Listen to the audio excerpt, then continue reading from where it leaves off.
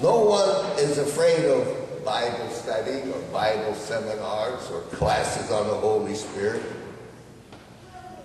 But a personal challenge to be used by God in the realm of the supernatural would make most people very apprehensive. If you were to put them in an environment where the gifts are being demonstrated, it would make them very, very, very nervous. Yeah.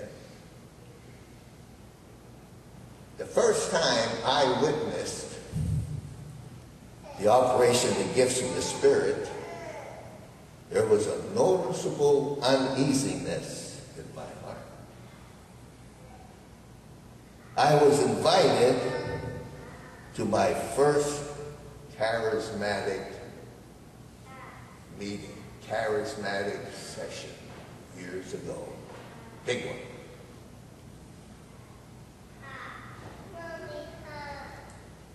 By a friend of mine, a very Christian friend of mine involved in the charismatic movement.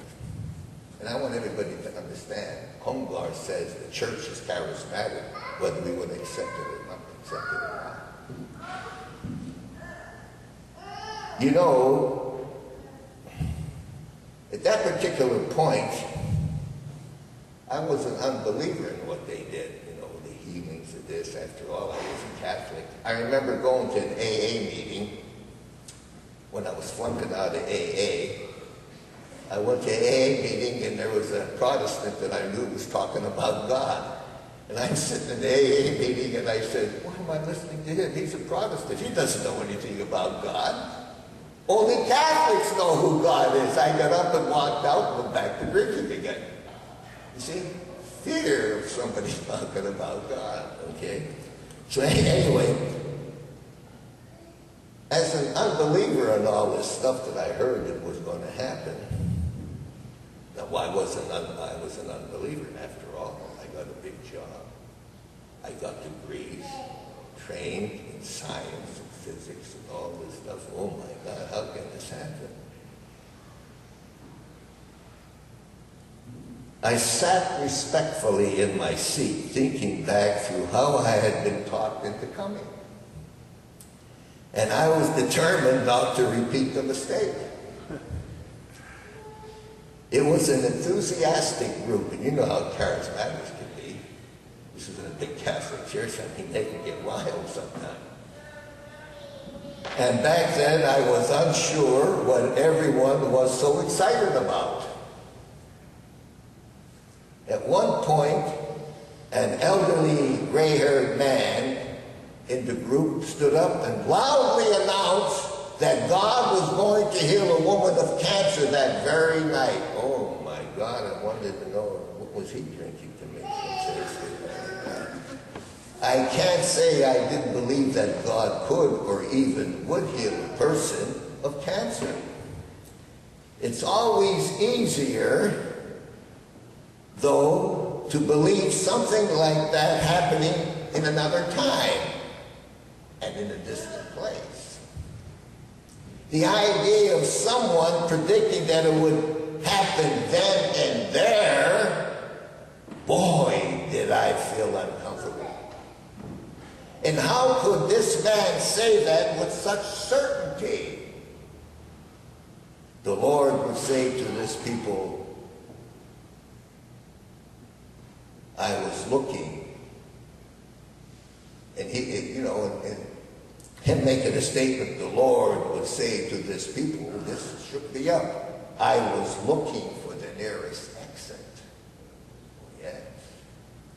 Despite all my personal reservation about this man's seemingly disruptive behavior, and a frail woman walked up to the front of she stood in the front of the sanctuary, and now she had cancer and claimed that the prophecy was speaking about her condition.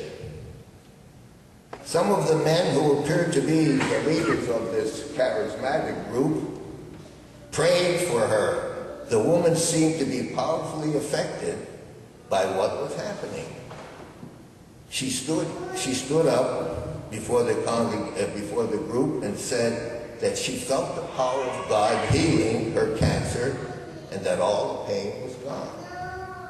Though I witnessed a notable miracle, I kept telling myself, nothing happened to that woman. Those people at this charismatic group are just crazy. Several days after the service, my friend informed me that the woman had gone in for more tests. The doctor who performed the re-examination had proclaimed her free of cancer. Although I could deny what I had seen, I surely didn't want to believe it either. I desperately sought a rational explanation because the supernatural answer really scared me. It forced me to rethink my beliefs and comfortable structures of logic I had erected in my mind. Fear has both a positive and a negative side. Fear, in a positive sense, is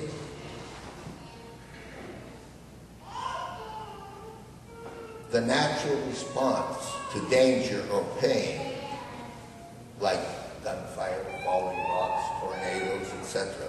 The negative side of fear, which is based on ignorance and dread of the unknown or unfamiliar, creates superstition, prejudice, misinformation, and bad theology and watered-down doctrine. Oh yeah, we have bad theologies in the Catholic Church, especially in the last 100 years.